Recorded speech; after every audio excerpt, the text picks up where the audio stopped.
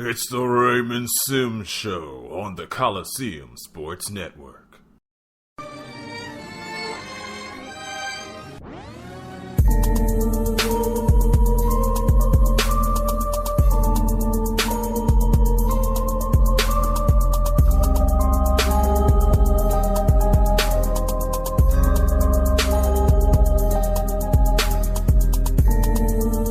Figured I'd have something ominous to bring in the show today. Hello, and welcome to the Raymond Simms Show Halloween edition here on the Coliseum Sports Network. I hope I don't sound as bad as my nose feels. It's very bizarre. I woke up yesterday morning, and I just suddenly had cold symptoms out of nowhere. So I've been fighting with that for the past couple of days, so my apologies for not having a Thursday show. I'm really trying to get in the habit of doing all 5 weekdays when I do a show, be it a live show or a podcast, for instance. But I'm still working on it right now. But today I am here. I'm going to fight through it. This is my flu game, even though I don't think I've had a flu since 2001. And I only remember that day. It was like an April or something. And it was like a new episode of Frasier that I was on. But that's the last time that I had a flu. This is still my flu game, even though I have a cold. And it's unfortunate, too, because it came out of nowhere. It comes on Halloween, on a day where this evening I'm trying to get out here. I'm trying to get active. And, you know, my immune system is holding me back from greatness. It's a Lifetime movie antagonist, as I always say when something is holding me back. It's a Lifetime movie antagonist. You can use that one for free. But I'm going to try to get through an hour here. Well, I'm going to get through an hour here because this is my flu game, as I alluded to. And we're going to pack a lot of Thursday action into one show. Of course, the TNT Thursday doubleheaders returned yesterday, and that was incredibly, ridiculously sweet. So I'm going to talk about LeBron's return in Knicks versus Cavs. And then I'll talk about the second game of the doubleheader, which we in the Central Time Zone, or we at least in Chicago, I don't want to speak for the whole time zone. It's a very wide time zone. Tend to fade out on the second game of the doubleheader.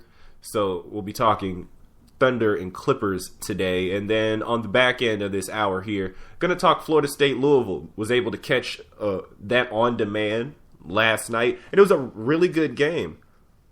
Well, unless you were a Louisville fan, then it wasn't a good game. It was probably an awful game, but they played hard, and I'll talk about that at the bottom of the hour. And then also, because it's Halloween, I want to know what costume, if you're going out tonight, even if you're not, if you're in your house, but you like wearing costumes, what are you wearing tonight? I want you to answer that question for me, and if I get any answers, I will read them on the air. Because I have some Halloween costume ideas, but I am a last-minute planner.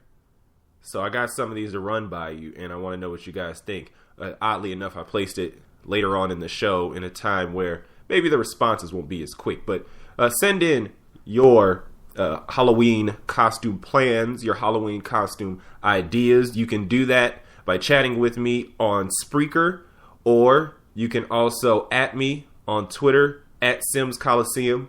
I will be a watchful eye and a listening ear if you send something through there, and we can get real interactive in here.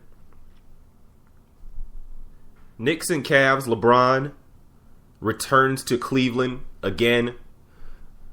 His second tenure in Cleveland begins. I mean, that's nice. I was very happy that he went back to Cleveland. That was a very good thing to do, able to make right. He wants to win the championship in his hometown. I think that's wonderful. I'm not a fan of these commercials. These commercials get on my nerves. One more so than the other, and I've only seen 2. I don't know if there are more LeBron return commercials floating around. But the one that really got on my nerves, the one that made me turn my head and squint my eyes like, really you're going to do this, is the one where LeBron James is in a huddle and he's encouraging his team to play better and to do it for Cleveland. And as he says that, all of Cleveland comes out of the stands and all of Cleveland starts huddling together. And they're all together in this. And it really bothered me considering how LeBron was treated when he left Cleveland the first time around. And I'm like, really? All of a sudden, we're all together now? Now, I'm sure there's something to be said about forgiveness. I know LeBron has done that, and he understands that a lot of the anger lashed out was people missing him and wanting him back. So now that those particular Cavaliers fans have him back, that they're happy that he's back, but they've always appreciated him and cared about him. But, you lash out sometimes when you miss something. So I guess that's understandable. But at the same time, I'm like, this is the same contingent that burned his jerseys when he left and wished injury upon him. Not all of them, but a fair enough amount that it caught media attention. Like, you have to be very statistically significant as a group to be caught doing something in something like the national media. And now all of a sudden everybody's all in again. Everybody's all together. Like, were these people huddling around Kyrie Irving and Dion Waiters, where those were the only two options because Anderson Varejao was constantly injured? I think not. So that one really bothered me, and I found that commercial very insufferable. The other one that really isn't that bad, but was ruined for me, was the other one with the Hozier song "Take Me to Church," the one about with his mother doing the voiceover, talking about how he's proud of him and how this is his hometown, referring to Akron in Northeast Ohio.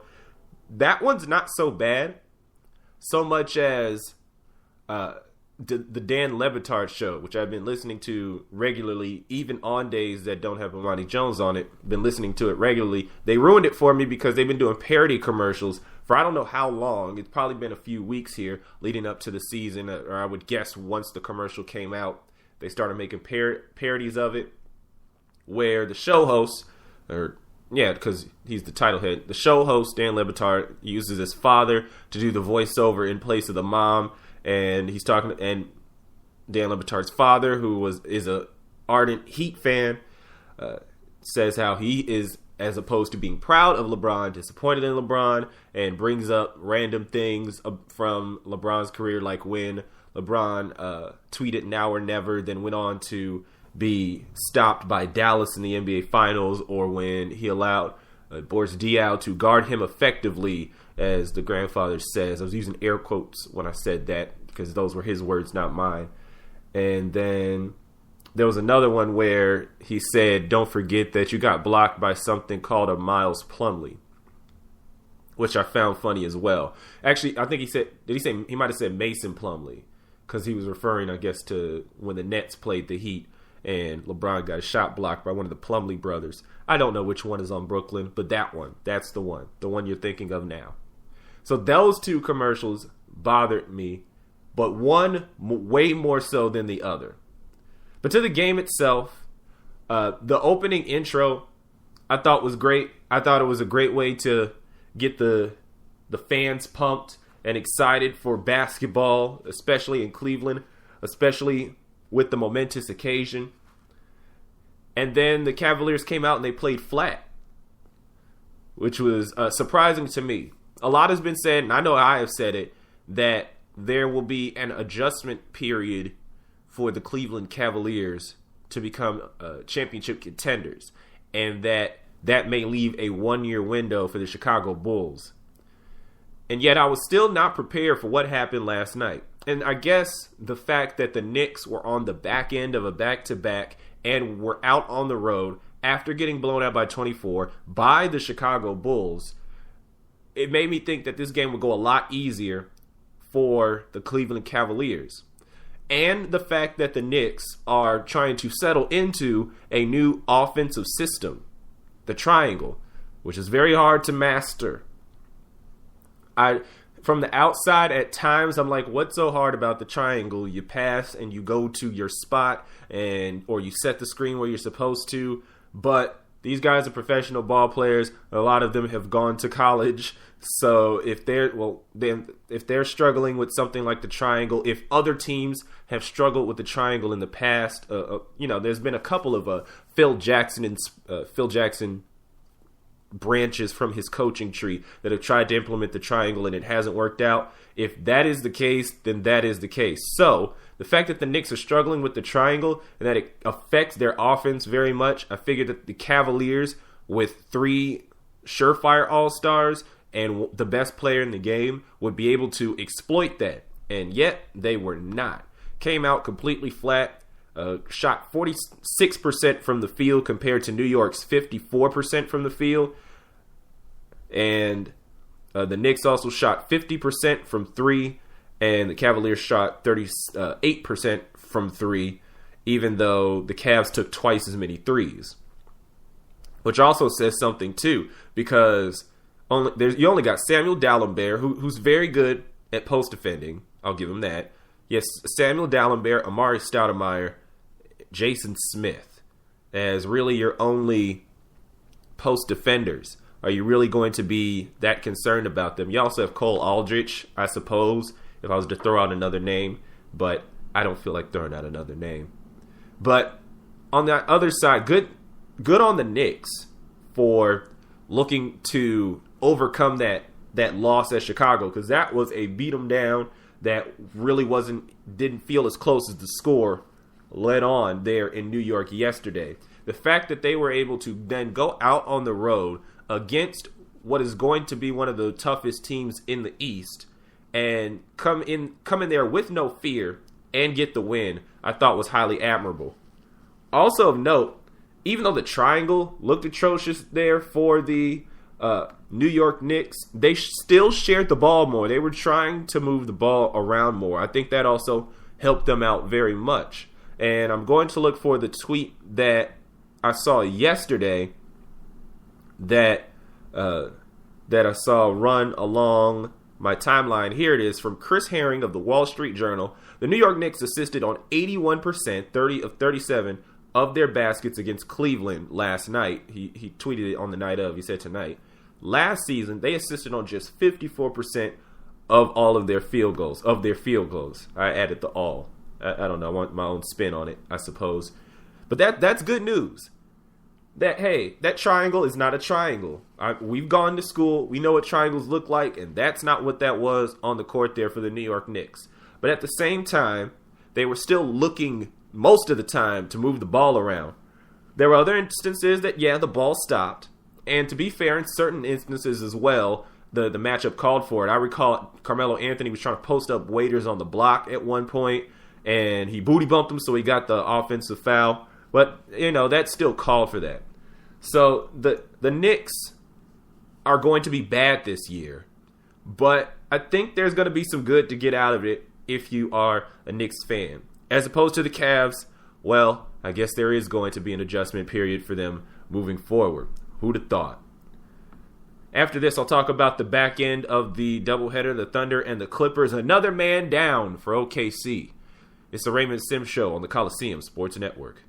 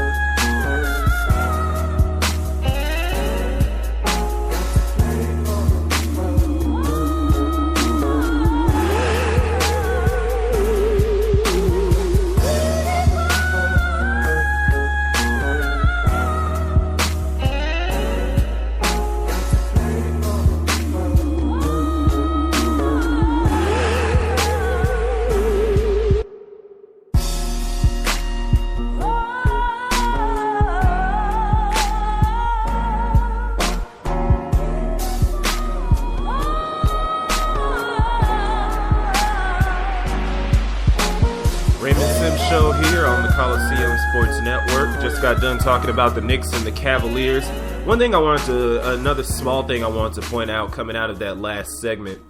At the beginning, that atmosphere, it was great, it was electric, but TNT's audio seemed to really be in preseason form still, because they had trouble when they mic'd up the PA announcer, when they connected to him so that they could play the audio on the broadcast. Apparently, whatever mic they were using with the PA was too close to the Cavaliers radio team of John Michael and Jim Chones, because I could hear them. We could all hear them.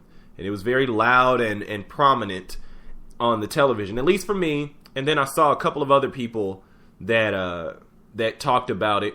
So I'm pretty sure everybody heard that on the broadcast, and that I was not the only one, and I was not crazy. But I could tell.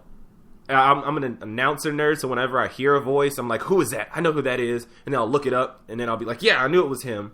So I heard the voice, and I was like, I heard a male voice, two male voices. One seemed older and more weathered, and then the other one seemed more young and spry. And I assumed that it was Fred McLeod and Austin Carr, the Cavaliers television team. But the young voice sounded even younger than Fred McLeod. I know Fred McLeod isn't young, but he has that announcer voice, that the voice. But that announcer voice sounded younger, and I knew it wasn't on the Knicks side, because on the Knicks side is Mike Crispino and Mike Breen, and then they have a rotation of people when Breen does ESPN stuff. It didn't sound like them. Those voices are distinct over on the New York Knicks side. So I knew that it was the Cavaliers radio team. I just didn't know who the guy was, because Joe Tate left, and then I don't know who replaced him. The answer is apparently John Michael. So you can go talk about that around the water cooler if you so please. But there was another game on TNT, the Thunder and the Clippers. I didn't say the score of the Knicks-Cavaliers game, oddly enough. The Knicks won 95-90. In the case of Thunder-Clippers, the first game of the Steve Ballmer era, the Clippers eke out the win 93-90. So that drops the Thunder to 0-2. And then they take a third loss in the fact that Russell Westbrook went down during the game. And after some x-rays, they find out it is a broken hand. So he's going to be out for a few weeks. So that leaves the Oklahoma City Thunder without their two biggest stars. I tell you, life's not fair sometimes. Kevin Durant was already going to be out for however long. Sort of speed up by the fact that Kevin Durant is in such good shape, so he probably would heal quicker than the average NBA player, I'm sure. But now you're losing Russell Westbrook. People were already wondering how the Thunder were going to get by with just Westbrook running the offense, because we've seen what happens when it's just Kevin Durant leading the offense, and it was fairly decent results. I mean, they still got to pretty far in the playoffs when they've had to go without. But Westbrook, that's a new one, because we know of all the risk and reward that is Russell Westbrook's game. And you wonder how that translates when he is tasked with leading a team. Well, I guess we're not going to find that out for at least another couple of weeks here. And so that leaves the Oklahoma City Thunder with literally nobody. That is 8 active players. They already came into the game with 9 active players, because Reggie Jackson has a right ankle sprain. Jeremy Lamb has a lower back sprain. Anthony Morrow has the left MCL sprain. Kevin Durant already has his foot injury. And then Russell Westbrook hurts his hand. That's 8 active players, and they are Serge Ibaka, Perry Jones, Steven Adams, Andrew Robertson, Nick Collison, Lance Thomas, Kendrick Perkins, and Sebastian Telfair. Those are your Oklahoma City Thunder for the foreseeable future. Sounding a lot like 2008, 2009 when they first moved there, huh? But in that case, even Durant and Westbrook were still there. They were just young and the team struggled. So we figured that the Thunder were going to be knocked down a peg without Kevin Durant, and that would probably affect their seeding in the long run. This is really going to be a huge setback for them. But for the guys who were there, they really stepped up. Andrew Robertson played 37 minutes, probably more than he's ever played in an NBA game. I don't have that for certain, but I'm gonna trust myself on that one. But he did go 3 for 5 from the field and 3 for 4 from the line. That came out to 9 points. So he didn't have a lot of production in a lot of time. He also had 6 rebounds and 3 assists and a couple of steals. But that's a good development for a young player, because the Thunder, even though they've been forced because of how far they've gone in the playoffs, how well they've done over the past couple of years with their 2 stars that are now out, they've had to draft low in the draft, which means that they have to make their picks really mean something. They can't just pick just a guy like the Lakers have done over the years. They have not drafted well because they probably felt that they didn't need to. So for the Thunder, they really had to make the draft picks count. So they pick up somebody like Andrew Robertson, and he's showing some good abilities there that could be honed and developed, especially in this span when he is essentially going to be a key scoring option, pretty much. But the big story here for Oklahoma City is Perry Jones. Perry Jones out of Baylor. I think it's his 3rd year, if I can remember correctly. 32 points for him, a career high, obviously, because he doesn't get a lot of playing time. 32 points, 7 rebounds, 3 assists, a block, though he did have 5 turnovers. And that's the type of athletic ability that I expected out of Perry Jones coming out of college anyways. I had seen some of his game at Baylor, and I was impressed. So when the Thunder picked him up, I figured that they would use him a lot more than they already had. But they don't. They don't really use him a whole lot, especially when Perry Jones is playing the small forward position. Well, that position's already spoken for. But he has been propelled into that position, and he stepped up in this game to the best of his abilities. And the only reason that his team didn't go into overtime was Serge Ibaka tried to hit a 3. It didn't go in. It was in and out. What can you do? So Perry Jones showing that type of scoring ability, I think it's probably could be along the lines of like Xavier Henry, who really sparked up and showed some offensive ability last year for the Lakers. I think that could be very useful for his development as well. Like, that's really going to be the thing here. When you have 8 active players, all you can really do is try to develop them until your stars come back. And I think that could pay off for the Thunder in the playoffs moving forward, because you'll have battle-tested role players, and then you'll also have the stars that are already good at basketball, or else they wouldn't be the stars. The Clippers, on the other hand, they fought out the win. They were able to scrap. They gave up the first 8 points of the game, and they shot worse than the Thunder. The Clippers shot 39%. The Thunder shot 43%. They also were grossly out-rebounded, 47-33 the Clippers were, and yet still come out with a 3-point win. Doc Rivers said it was a sloppy game, but they're just going to have to fix that. I mean, they still looked good in a lot of spots. You got Blake Griffin, you got Chris Paul. They led the Clippers with 23 and 22 respectively. Just the type of production that you would expect out of them. I think the key to what kept them in the game and ultimately helped them win the game was the turnover margin. 22 total turnovers when you could look at the box score for Oklahoma City, and 11 for the Clippers. And then you look at the total team turnovers, so ones that are, this includes turnovers that are just labeled to the team and not a specific player. That's 27 turnovers for the Thunder and 12 turnovers for the Clippers. And the gap just widens. So that's the big difference there, I think, is that the Clippers were able to harass these untested players, and that's including the veterans, because the veterans also don't get a lot of playing time either.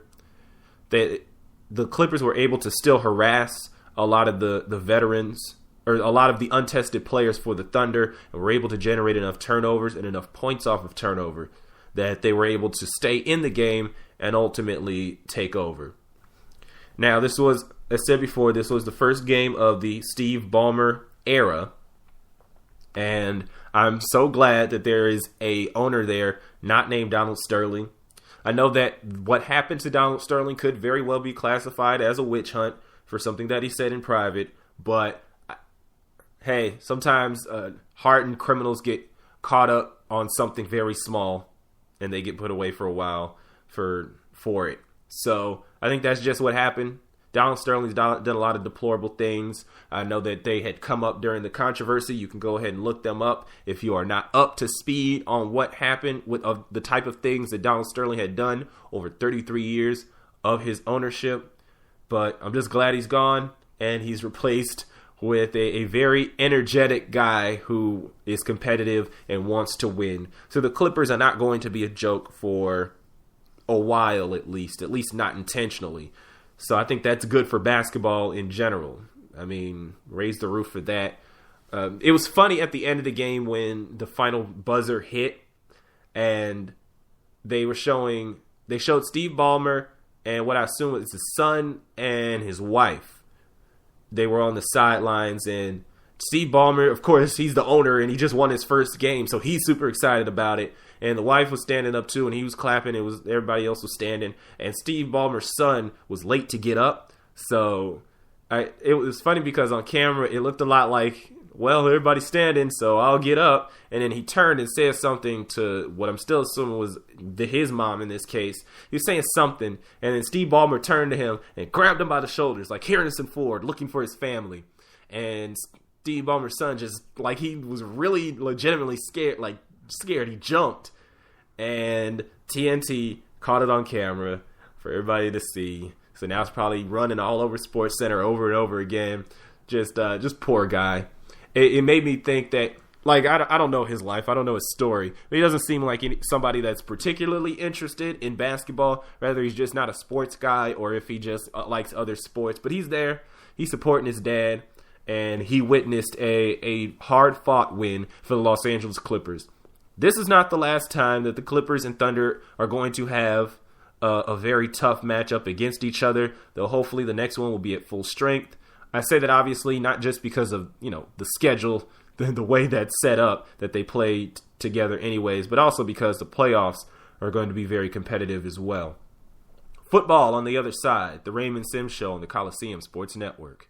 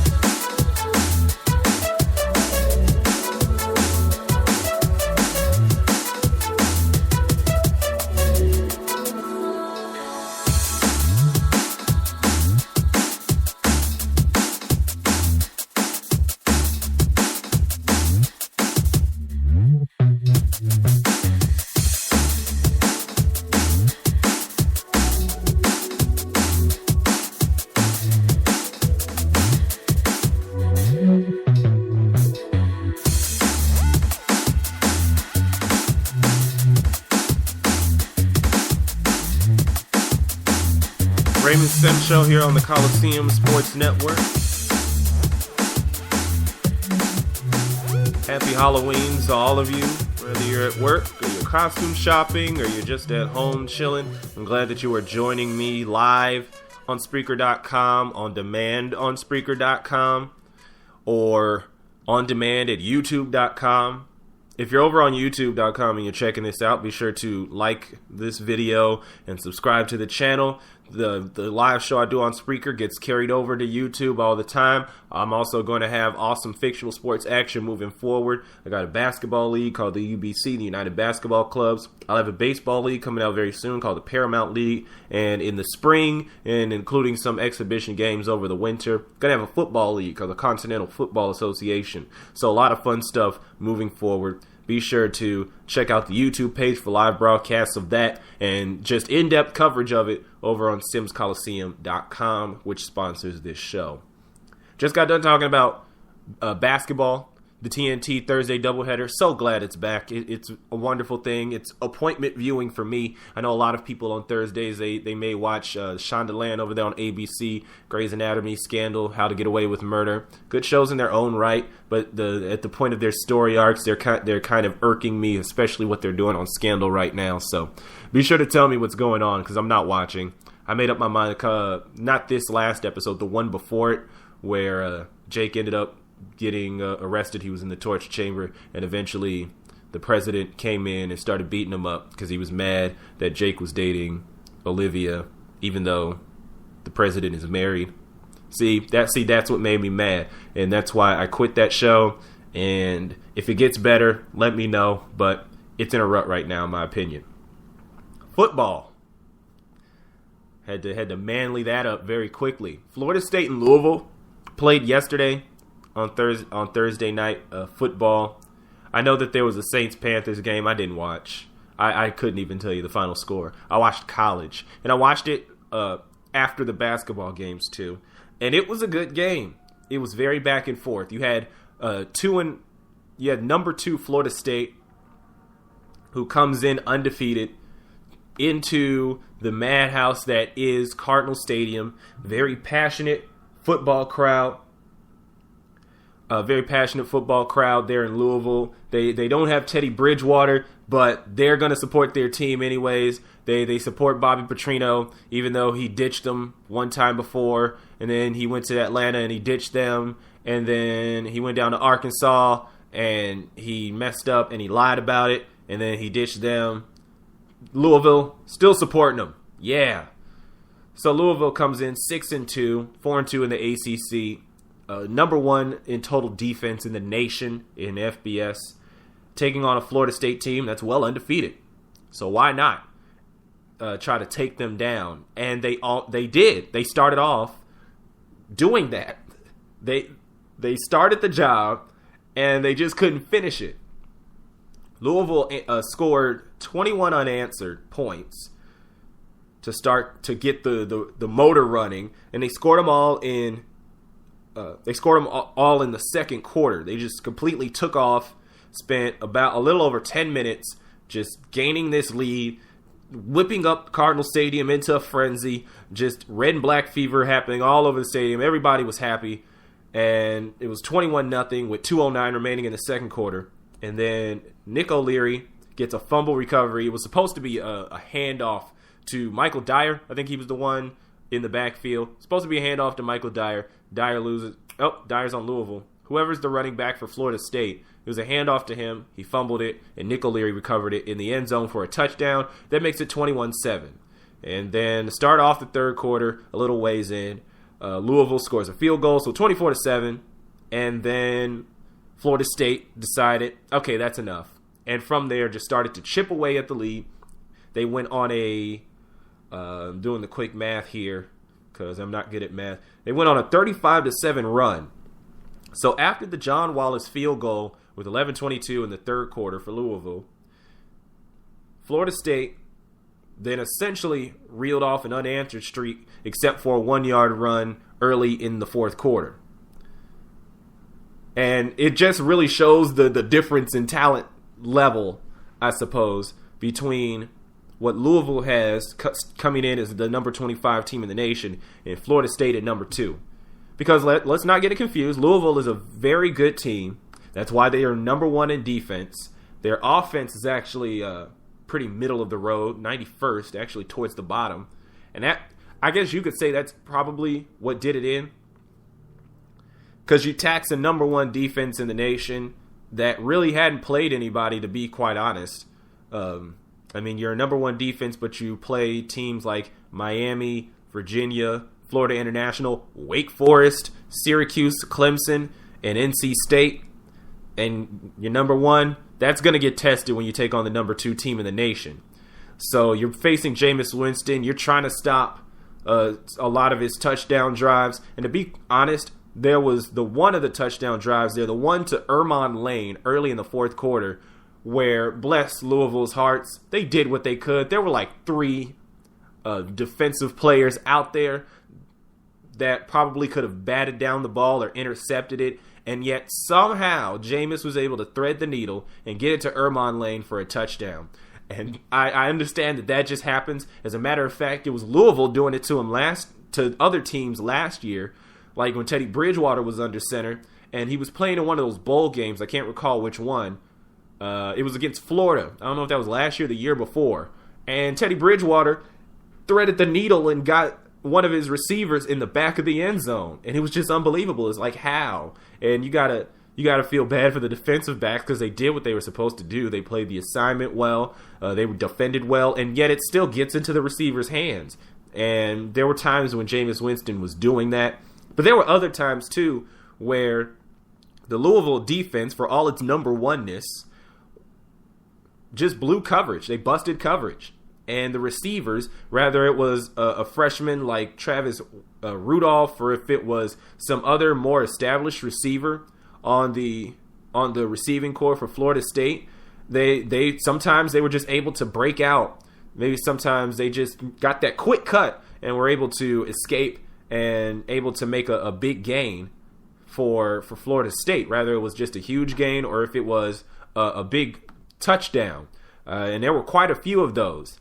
Not just in the passing game, but also in the running game. I mean, listen to some of these touchdowns. There's a 68-yard touchdown by Travis Rudolph. There's a 40-yard run by Dalvin Cook. There was the 47-yarder I just referred to by Ermon Lane. There was a 38-yard touchdown run by Dalvin Cook. And there was a 35-yard pass to Freddie Stevenson for a touchdown. And that was the one that essentially put the game away on offense. What really put it away was a end-of-the-game interception by Reggie Northrup, and that was, oddly enough, Florida State's first interception. Came at the right time. So Florida State was really able to carve through this Louisville defense, which I'll say is still very good, but we see is not great. It's not elite. We always talk about elite in professional football. Well, a lot of people do. I don't. I'm not much for the elite talk. I just want these guys to play well. But it's a good defense, just not a great defense that Louisville has. And it could probably get by a lot of teams in the ACC, but not by number 2 Florida State. They're on a whole nother level. Moving forward, Louisville plays at Boston College. That'll be 6:15 on Saturday, November 8th. They're going to bye they've played their game for the week, so their next game is next Saturday. They'll play at Boston College. That'll be on ESPN2 if you want to check that out. And then a couple of weeks from then, yes, 2 weeks even. So they do get a bye week. It's just not yet. But on the 22nd, they will be at Notre Dame. That'll be on NBC. Louisville will. And then they end the season playing cross-state rival Kentucky. Much more of a harsh battle in basketball, but the football one should be pretty good because I think Kentucky, they have a nice little team together, even though they don't really compete that well in their own conference, the SEC. So Louisville will be capable. This defense that Louisville has will be able to challenge the teams that are on their plate. And, I mean, they're already bowl eligible. It's not the end of the world that they lost to Florida State. Just, they're probably not going to get an invitation into the college football playoff. But, I mean, that's a super exclusive party that even I couldn't get in. I mean, are you serious? Me not getting in? What kind of party is that? Doesn't sound very fun.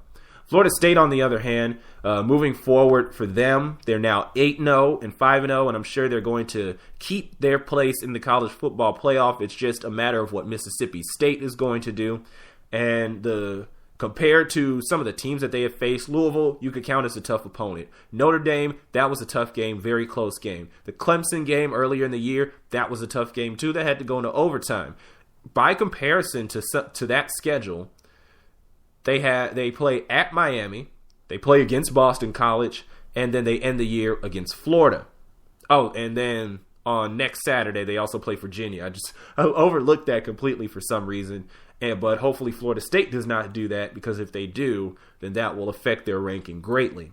But Florida State, in comparison to what they have faced, should have an easy schedule moving forward. Relatively easy, because keep in mind, because Florida State is the defending champ, they still have a target on their back, and they understand that. And for all of the off-the-field stuff that has happened with Florida State, with Jameis Winston and with Carlos Williams, this is pretty amazing that these young players, because these are college guys, these are my compadres, are able to hold their composure in the face of stuff that's happening off the field, and is able to perform at a high level on the field.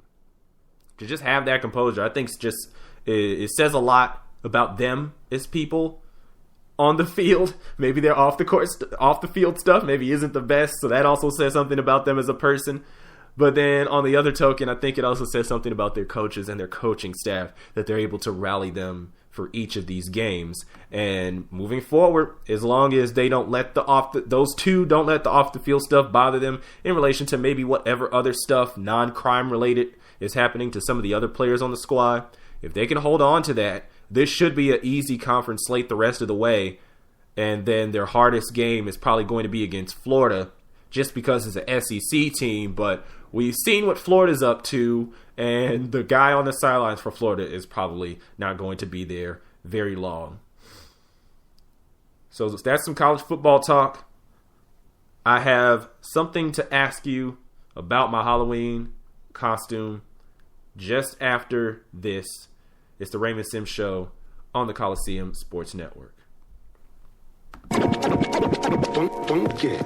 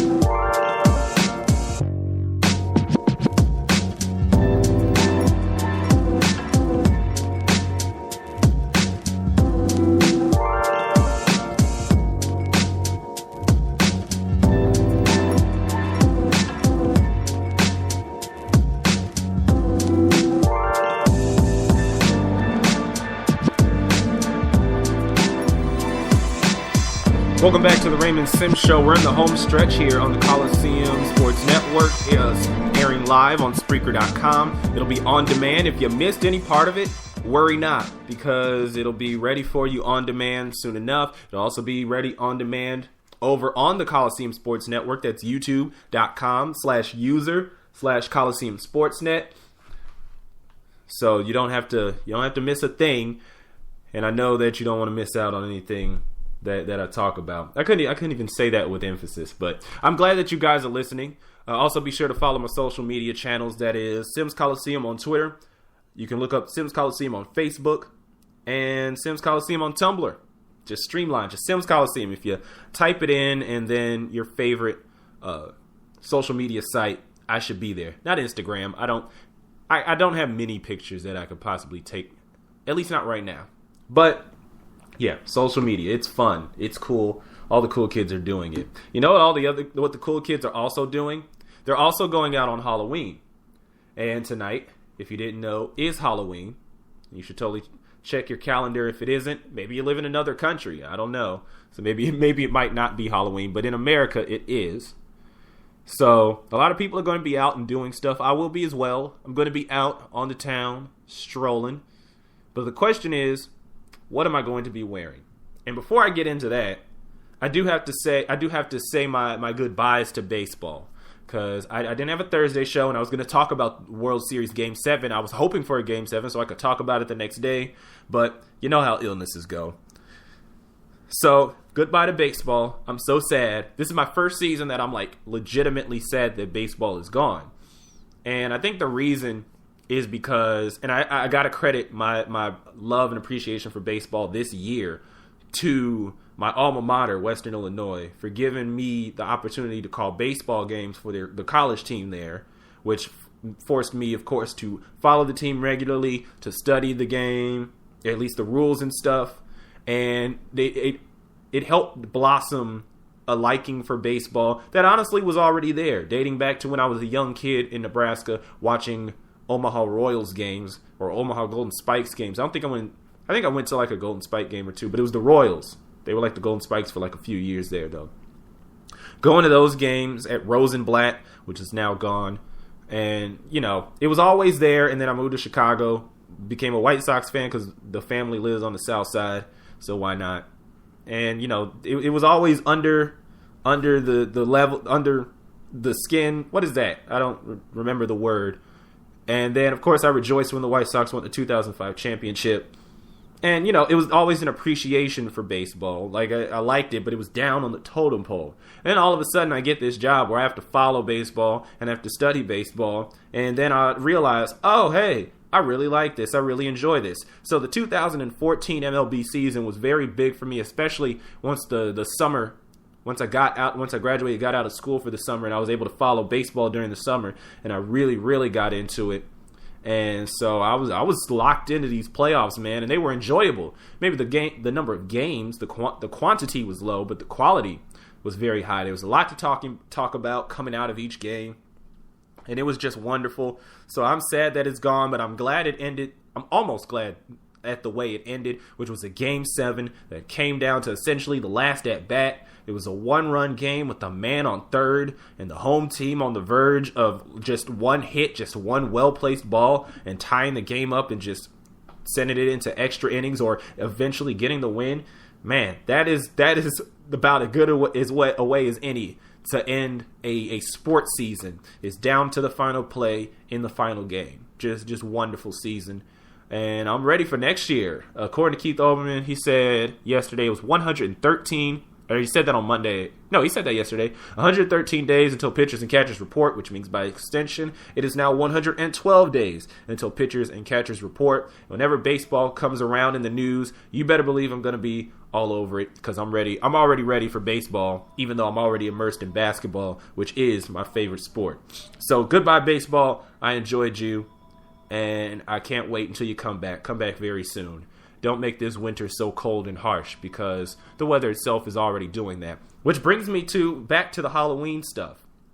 It's supposed to be very cold tonight here in Chicago. I don't know how it's going to be for you. If you're listening in California, I'm very jealous of you and know that through the Spreaker audio, I'm shaking my fist at you because I'm jealous. I think it's supposed to get into the upper 30s. That's the official temperature it's supposed to be. But it's supposed to snow on Halloween here in Chicago.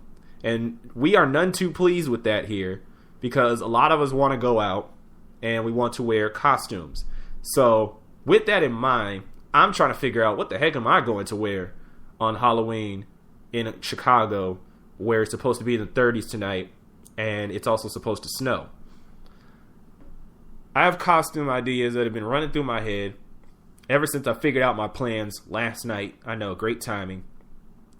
And one of them that I really want to do, but I think not a lot, that's probably going to be too esoteric for people, is something from Loiter Squad. If you don't know what Loiter Squad is, it's an Adult Swim show. It's an Adult Swim sketch show that stars members of the California rap group Odd Future, Wolfgang, Kill Them All. They just go by Odd Future now. They're not as weird and crazy as they started off as. But there was a skit they did where they were supposed to be on an island or something. I never saw the full thing. But when they were introducing the celebrities, it was each member of the rap group dressed as a different celebrity. So you had Drake in there, and you had some other people. But the one that hit me was when Earl Sweatshirt, one of their rappers, was dressed as Brad Pitt. But here's how he was dressed as Brad Pitt. Brad Pitt wore a shirt and black pants, and it was just a white t-shirt, and on the shirt said Brad Pitt. And Earl Sweatshirt, this African-American male, is supposed to be Brad Pitt just because his shirt says Brad Pitt. I want to do that so bad, but I feel like if I go out and, for instance, I'm in the midst of other people on Halloween, they're not going to get it. They're going to think that I was just too lazy to come up with a costume, and I'm like, no, this is brilliant. But so I'm very worried about that, and the fact that it requires a t-shirt, even though it's supposed to be in the 30s, so I'm probably going to have to wear like a hoodie or something, and it's like, that's not going to work, because you're not going to see the fact that I am, in fact, Brad Pitt. Or I was also thinking any other celebrity, just like Bryan Cranston on there, and it's like, who are you supposed to be? I'm Bryan Cranston, duh, Breaking Bad, all that stuff. It could be great. I don't know. I'm thinking about it. My other thing that I was thinking of doing is a draft pick, and that is simply, and these are ideas you can take, because you don't live in Chicago either. If you do, don't take my idea. Is a draft pick which would require me to wear a suit and a fitted cap. That's it. I could throw in a mini basketball, just one of those little mini basketball with the team logo on it, but I sort of don't even really want to like have to carry around a mini basketball to like a club or a bar. I'm going to like a couple of bars. I don't want to carry a basketball around all night, so I might just do the suit and the hat. So the only thing would be what team hat to wear, and that's not a hard decision. I'm thinking Phoenix Suns. I'd love to be drafted by the Suns or like the Pelicans or something. And then finding a matching tie if I have one. If I don't, no big deal. I mean, it's supposed to be draft night. I'm not supposed to know what team I'm going to, you know. But I'm worried about my suit getting messed up by me being out all night. Like, I don't think I'm going to be like rolling in mud. I don't think I'm going to be on the grass or something. It's just that, I don't know, I get real finicky when I wear a suit. I don't want it to get messed up. I only wear them on Sundays, really, or like at formal events. So I'm not trying to get my suit messed up, even though it's one I don't often wear. So that's another one. And then the other thing I was thinking of is probably going full like basketball player, like having warm-up shorts. I have a warm-up jacket that I got from the Suns game I told you about earlier in the week, the one I went to years ago, where Paul McPherson scored his career high and then disappeared. I hope that doesn't happen to Perry Jones, by the way. But that would require me to buy a jersey, which is expensive. I might have to get the shorts. I probably won't get the shorts, but I need a jersey. I don't know where I would find a Suns jersey readily available in Chicago. I'll probably have to go out and look. If I find a Suns jersey, then I can go ahead and wear that. Wear the Suns warm-up jacket, find some tearaway pants or some warm-up pants or whatever, and I'm good to go. So that's an idea I have. And then another one that I had was like a soccer uniform, but I heard soccer uniform or a baseball uniform, but those are too expensive just for me to be rushing out and getting it on a Halloween. So those are my ideas. I know I haven't given anybody enough time to tell me what I should probably go with. Money is an object here. I need to, like, it can't be too much. But if you have suggestions, at me on Simms Coliseum on Twitter. But other than that, enjoy your Halloween. Have a wonderful weekend, everybody. This has been the Raymond Simms Show on the Coliseum Sports Network. Holla, one.